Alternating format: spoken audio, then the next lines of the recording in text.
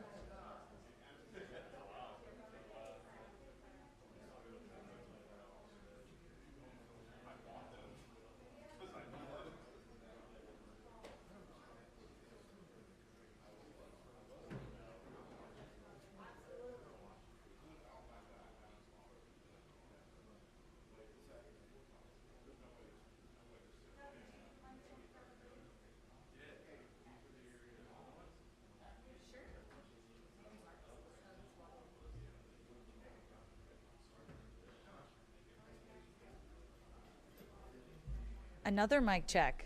Fabulous. I'm using my news voice. Good morning. I'm no longer in news. Hello to my old boss. New boss over there. Sound lovely. Fabulous.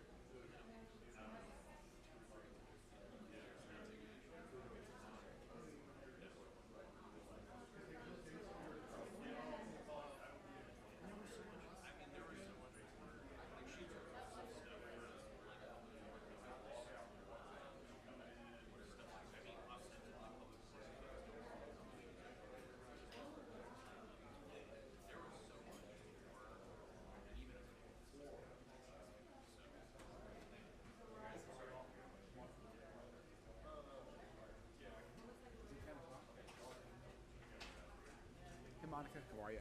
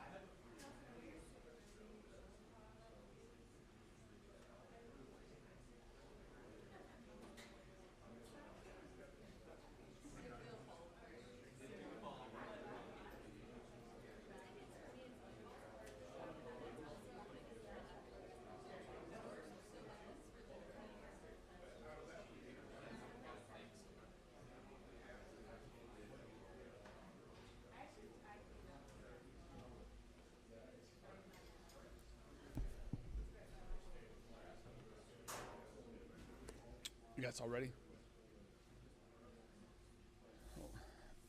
Good morning, everyone, and welcome to our weekly press conference. We, of course, wish that this were the annual briefing ahead of Thunder over Louisville weekend, but for obvious reasons, that continues to be a good decision that was made a few days ago, and as the flooding continues where we're dealing with it. So today we're going to give an update on the flooding, some other actions that folks from our Louisville Metro government team and first responders have been working on throughout the past several days, talk about the days ahead and what comes next as the floodwaters start receding. You'll also get an update from Brian Bingham with MSD, just to give a little bit of an overview. I think it's important that the community know what is keeping so much of our city dry right now, notwithstanding these historic floods that we're dealing with. So first, where we are right now is at the upper locks, which you can see the live feed here of downtown Louisville. You can see the 2nd Street Bridge in the background. That is currently at 35.7 feet. Just to give folks a comparison, normal is 12 feet. So we're 23 feet above normal. We expect that the Ohio River will rise about another 1 foot over the course of the next 24 hours, at which point it is expected to crest tomorrow at 37 feet, which is definitely a top 10 flood in Louisville's history. If you look further out, still on Saturday, when Thunder over Louisville was originally planned to be, the Ohio River is still expected to be at around a 30-foot level, which is 18 feet higher than normal.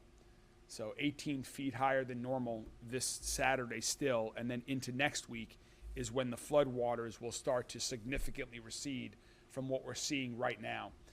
Just driving in this morning to downtown on I-64, you can see just how much of the waterfront, how much of River Road, how much the river has overtaken. You can see over my right shoulder here a picture of Shawnee Golf Course, and until you're standing up against this, it's tough to feel the scale of how much real estate the river takes over in this historic flooding event. Over the last 24 hours, some updates from over the last 24 hours. Louisville Fire Department Chief O'Neill is here with us today. Louisville Fire Department, LMPD, and others participated in helping 66 individuals that were at a hotel in Zorn Avenue, which quickly became surrounded by water, get out of there safely and dryly. We had teams that went through the apartments right on River Road near downtown, door to door. There they helped one individual and her dog get out that had not yet been relocated. Those apartments have been vacated. MSD over the last 24 hours took additional precautions with the rising floodwaters and installed floodgates at 8th Street and 11th Street. And also, while we have been focused on everything within Louisville, Jefferson County, we also have been extending to support our neighbors in surrounding counties, particularly in Bullitt County, which has been challenged. And so LMPD on Sunday sent a dive and rescue crew there to support Bullitt County. And we have also been housing the Bullitt County inmates from their correctional facility at our jail here in Louisville, given that they had to evacuate that. We expect them to be moving back into their jail over the next 24 hours. But we are happy that we're able to help with our resources to help out our good neighbors in times like this. Our teams will be continuing to work, and then we'll turn into cleanup effort as well in the coming days as the water starts receding. I'll talk a little bit more about cleanup here in a moment. I want to continue to urge people to abide by all of the barricades that are out. Some additional roads have been closed as the waters reach their height. We're getting to the end of probably streets that will need to be closed, but these barricades will remain as long as necessary, and just continue to please abide by those for your safety and for the safety of first responders that will not be needed to come rescue you if you don't abide by the barricades and road closures. So please don't drive through water. Yesterday I was down observing some of the flooding and saw some kayakers. Please don't kayak. I know this is, or go out in the water other ways. I know this is an interesting, extreme, historic event. But by doing things like that, you run the risk of getting stuck, which means our first responders will need to come rescue you, and you're putting our first responders at risk in addition to yourself. There is so much debris, as you can see here from this live feed right here, and that doesn't even show nearly as much debris as some other areas that I have observed myself. There's so much debris in the water. The current is so incredibly fast. These are not safe conditions to be in. Please do not kayak or canoe or boat in these flood waters at this time. You're putting yourself and first responders at risk. And then also in terms of the cleanup, So the floodwaters will start receding, and we're not going to wait until the floodwaters have totally receded before the cleanup starts. We're going to get on it right away. There is going to be so much debris left from these historic floods that we are going to get on this right away. And so our crews are going to be working overtime from first responder agencies, from our public works agencies, from solid waste management, are all going to be working on this cleanup as necessary to get Louisville back to where it was before the flood. Waterfront Park is talking about having some community cleanup opportunities with opportunities for people to volunteer. We've gotten a lot of questions about how can individuals help? Are there things that they can do that they can volunteer for? Those opportunities will be coming in the days and week ahead, but we're waiting until we have a bit more clarity on the exact timing of some of the flood waters receding before those opportunities are finalized. So stay tuned, but if people are interested in volunteering or helping out, there will be plenty of opportunities, particularly at Waterfront Park. But again, our teams will be working overtime. Also, when it comes to the Kentucky Derby Festival events, while Thunder was canceled, all of the other Kentucky Derby Festival events are going on as scheduled. The team at Kentucky Derby Festival is working 24/7 right now, making some tweaks to events that they need to make in terms of specific locations that are impacted by the floods. But otherwise, everything with the Kentucky Derby Festival is scheduled to continue as it is right now. We're focused on the floods, but we can't forget that last week our city suffered from an EF3 tornado that did significant damage in other parts of our community that are not along the Ohio River, in Fairdale, in J-Town, in Middletown, in other parts of the city as well from the incredibly strong winds. And so now that the rain has ended, we have opened up storm debris drop-off locations around the entire city. Those opened up yesterday, and again, assuming that there's good weather, that will be open from 2 to 7 every day this week, these locations. And on April 12th, on Saturday, will be open from 8 a.m. to 7 p.m. Those locations we have posted about at Shawnee Park, at Tom Sawyer Park, at Charlie Ventnor Park, Highview Park, Fern Creek Park, at the Hubbards Lane Recycling Center, 535 Meriwether Avenue, at the Fairdale Recycling Center, and at the Public Works Yard, which is at 10500 Lower River Road. All of those locations, those 9 locations, are open this entire week for storm debris drop-off. Tree debris is what is accepted there. These are not junk drop-offs, but these are storm debris, so tree debris, and it's for residents only. This is not for commercial businesses to drop off as well. Additionally, I thought we were done with talking about potholes for the season, but these storms might have exacerbated some of the potholes that we have throughout the communities. And so, as I've stated about a month or so ago, if you see potholes that have formed or that have been reopened up or that have gotten worse as a result of these storms, please continue to call in those pothole locations to 311 and give us information about where potholes are so we can get out there and fix any potholes that are out there. If you come across, I know that there have been some places where traffic lights have been turned off, where electricity has been turned off in certain locations because of the flooding. So if you come across traffic signals that are flashing, please treat those as stop signs and observe traffic rules accordingly. We will continue to provide more information on all the debris cleanup and what we're doing in that regard as the floodwaters continue to recede.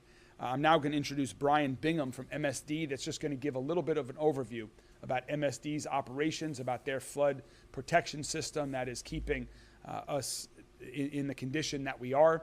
And then after Brian, I'll come back up and happy to answer any questions from members of the media. Brian?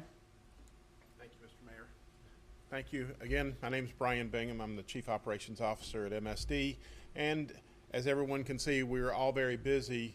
But I want to talk a little bit about what we're doing, how we're doing it, and what the results are.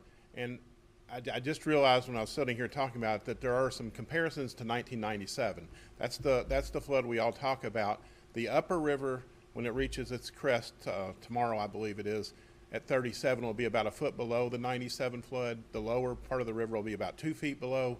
But those are comparable, and these are major events. So big efforts take place.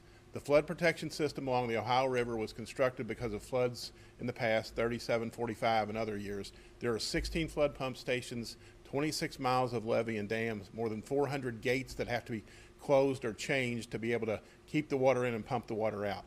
Those 16 flood pump stations can pump a total of 11 billion gallons a day if the system is fully inundated and pumping out of there. We haven't had to pump that amount because the rainfall, while significant inside the system, hasn't been that big. So we have pumped since Friday a little over 8 billion gallons to this point, and we're pumping about 2.5 billion gallons a day. The majority of that, more than half of that, has been pumped through the Pond Creek Flood Pump Station, which is the downstream most one in our system, and takes flow from a large area, including Oklahoma, Fairdale, and some of the areas that have had significant issues in the past. Those issues in the past have not been associated with that flood pump station, but it does help get that water out to keep from increasing the elevations there. The second most, about 12% of that, about 1 billion gallons, has been pumped out of the Beargrass Creek, which is our most upstream. Those are our two biggest in the system. There are 14 more in between there, scattered throughout downtown Louisville, West Louisville, and Southwest Jefferson County. So all in all, those have worked well. All 16 have been in service. All 16 of those are manned while we operate them. So a lot of this is still 1950s technology, 1950s pump. It's a good thing they built things really well then, but there's a lot of work that goes into keeping those running. We have a very dedicated staff, but most people will be surprised to know we only have 26 employees in the flood protection division. But when we get in events like this, we pull in from all other areas of MSD, including a lot out of the main office and some of the functions that would normally be office functions, and we swell that to more than 100 people that are involved. It's a true community-wide effort and organization-wide effort. We work very hard to make that work. We will have most of these in service through the end of the week. The river, thankfully, is going to start decreasing later in the week, and as the mayor said, it's still going to be about 30 feet on Saturday, but early next week it will drop back down to where a lot of the cleanup can actually happen. One other thing I want to throw in there, as I did my comparison to 97, obviously we had mass devastation in the community inland, the inland flooding that occurred, especially in Oklahoma, Fairdale, Southwest Jefferson County, and some other areas. We have built more than 1 billion gallons of additional storage since then. We've made a number of other improvements. We didn't get quite the rain there, although we did get almost 8 inches of rain over this storm. But normally, if we hadn't built that, there would have been much more flooding. This was a major win for the community. I know that's not going to feel like that to those who were impacted. We did have a couple of hundred people who had water in their basements, and there were a few, I think, that actually did get floodwaters in their homes. But typically, this would have been an event where we would have had hundreds, if not thousands, of houses flooded. So we are very proud of what we have done and how we have used the community's resources. We continue to operate these flood pump stations, and we actually have one that will be reconstructed within the next couple of years. That construction is ongoing at Patty's Run. We're more than doubling the size of that one. So as we upgrade and update these, the goal is always to provide at least the same service, but hopefully better service, and we're being able to do that in that case. That's all I have. I'm going to hand it back to the mayor, but I'll be available for questions. Thanks, Brian.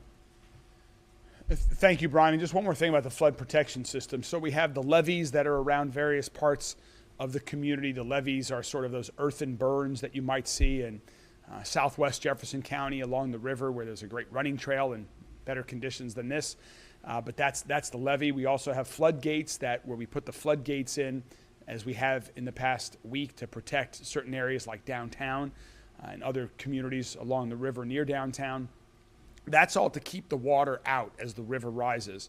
What the pumps are doing, the pumps are taking water from the other side of the flood wall, the dry side of the flood wall, that go into certain areas, and pumping it rapidly onto the other side of the levee or the floodgates. So just to provide that clarification, is gravity is the best way to get the flood waters out of the city and into the Ohio River, but the flood pumps are there when gravity is not just doing it, and we're adding capacity to bring them from one side of the flood protection system to the other. So it's It's all working in tandem. And as Brian said, we're very fortunate to have the strength of our flood protection system, that we do not have even worse damage than we're currently seeing given this historic level of flooding.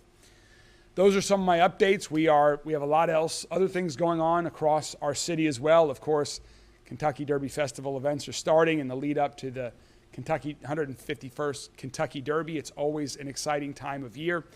I've been working on my budget through all of this as well, and I'll be proposing our next fiscal year's Metro government budget to Metro Council later this month. So I know we've been focused on flood walls, but the team at Louisville Metro Government continues to focus on many other things as well to continue to keep the positive momentum that we have going all across the city. So that's our update for the week, and with that, I'm happy to answer any questions from members of the media about floods or anything else. I had a question about MSD. You had mentioned a couple hundred people who had water in their basements. Can you maybe talk a little bit more about that? Are you talking about the sanitary backups? I am. It's primarily in the sanitary and combined sewer systems. Sometimes when those systems become inundated, houses that were built low and have basement service or basement drains into them, it can back up. We do have a program, if people have experienced that they can call MSD 540-6000. We have a program that will actually work with them to have sump pump, to have either a disconnection or changes made to their plumbing to eliminate that. We have done thousands of those over the years. If this event had happened 20 years ago, we would have 10 or 20 times the number that we have now. I know that MSD had initially said wait till the water comes down. Have you all actually started working with folks yet? Or are we still absolutely. waiting? Absolutely. And we kept working with the ones that we could get into. So what happens if we send out a message, or if we give a customer a message that says the system is inundated, please call us back when it's not gone down. We still keep them in the system and we follow up. But what we have done is we have been out and we have popped those manhole lids open, and we can see that the system is full, so we can't even get in there to see where the issue is. So we've got to wait till the system drains back down, which it has done. We still are at maximum flow at most of our treatment plants, and our sewer system is very full, but it is not in that surcharged condition that it stays in. And one of the reasons that it can surcharge is some people will have illicitly connected sump pumps in their basement, and it doesn't take very many sump pumps to take up the capacity of a normal subdivision size line. So an 8-inch sewer is the smallest one we have. 4 houses sump pumps running can fill that up. So you can actually even hurt yourself or hurt your neighbors if you do that. Please, if you have that situation, reach out to us and we'll work with you. Questions? Yeah. I have a question for you, Mayor, about that triple homicide in Portland. Just obviously, can you just tell us a little bit about that? So LMPD has provided some information about that, and I'm going to let them continue to provide it. I think they've notified the public that 2 men and 1 woman were found killed in their home in Portland earlier this morning. It's an unfortunate tragedy. Still looking for a lot of answers on that. I don't have many answers myself yet. We'll certainly provide those as we are able to. The investigation will be significant. We hope to find the individual or individuals responsible for this. And it's a tragedy. Anytime someone gets shot, anytime someone loses life, that there's gun violence. We have been seeing positive progress overall. This year to date, our total shootings are down nearly 30%. Prior to today, when I saw yesterday's statistics, our homicides are down 40% for the year. All of that is positive progress. Then when you hear about a triple homicide and you think about the 3 individuals whose lives were lost, their families, friends, neighborhoods, the community that's been impacted, it just is a reminder that we still have a lot more work to do. While we're seeing progress, we have to double and triple down and continue this work every day to continue to end gun violence in our community. Mayor, do you know how well the city-owned earthly dams and impoundments have held up during this? I'm sorry, can you say again, Marcus? Do you know how well the city-owned dams and impoundments have held up during the heavy rainfall? The question is about the city-owned dams and how they're holding up during this rainfall. From my understanding, we're doing well, that there is none that we're currently at risk of being breached or broken or anything like that. And so from my perspective, and my understanding is that all of the the dams are holding up well. It's totally different. Yeah, that's okay. But, That's what I'm here for. okay. Ohio Valley Wrestling was recently sold. I'm just wondering what your reaction to that being sold to that UK company was being involved with it. So the question was about Ohio Valley Wrestling recently been sold. It's been I'm very proud to have been a co-owner of Ohio Valley Wrestling since prior to my time as mayor. And so we recently entered into a transaction where an individual from the United Kingdom is buying a majority interest in Ohio Valley Wrestling and will be managing that business leading forward.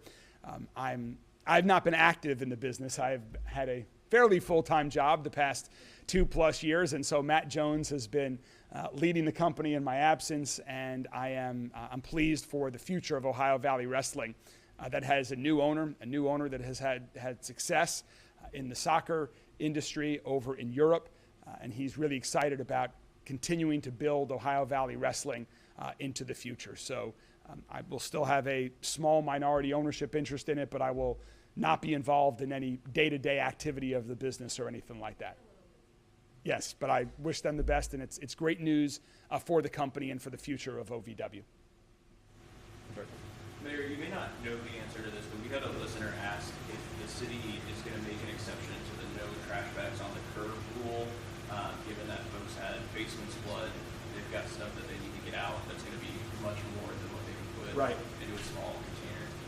So the question was about, is the city going to make exceptions to the no trash bags on the curb rule? That is the first time I'm being asked that question, but my answer is that I think we'll be working with individuals. We understand that this is really extraordinary times with a historic flood. We want to help people get back on track as quickly as they can, and if people have extra trash bags that they need to put out for solid waste management, we understand in these times. And, The one thing I do ask, don't dump your trash bags illegally. Either put them out on your curb for solid waste management. If you have tree debris, bring them to our debris drop-off site, have another contractor. But we have been working incredibly hard to crack down on illegal dumping, to clean up alleys and other areas that have seen that. And so we are not going to tolerate that. kind of on that light, homeowners and businesses kind of along River Road, specifically where we were yesterday, that are experiencing that flooding in their homes. Is there anyone with the city they can call, any help with that as the river recedes and they start to clean up? So again, the question was about cleanup and along River Road. Yeah, River Road has, the area that has seen the most amount of impact along the Ohio River. If anyone has questions or if they need additional assistance, please dial 311. And we will see what we can do to help individuals depending on the circumstances. So please call 311 if you need assistance, and somebody will get back to you about how we can help. Can I add to that? Yeah. So in addition to that, every home that's flooded along the river is in the FEMA floodplain. We have a local community floodplain ordinance. There are some requirements for permitting to rebuild. That will go through MSD. So reach out to MSD when you're ready to start doing that. We will work with everyone to get them through that process quickly. Just want to make sure everybody follows the rules and nothing becomes an issue. But thank you. Okay. Any questions? A couple more over here. Yep. Do we expect that there's going to be any more evacuations? How much more rise in the floodwaters do you think we'll see? The question was whether we expect any more evacuations. As far as I know, we do not expect any more evacuations.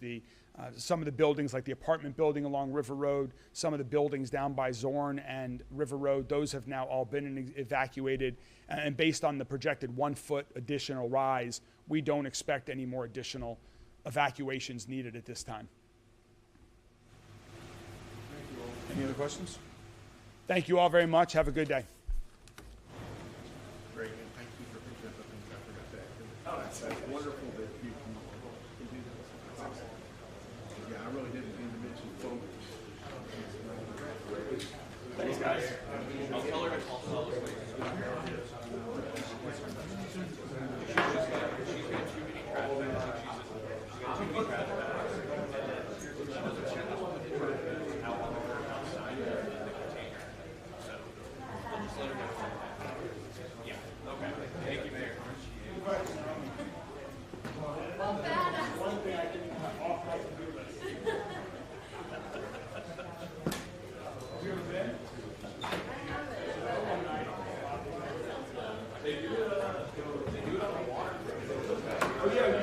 Yeah, they come down.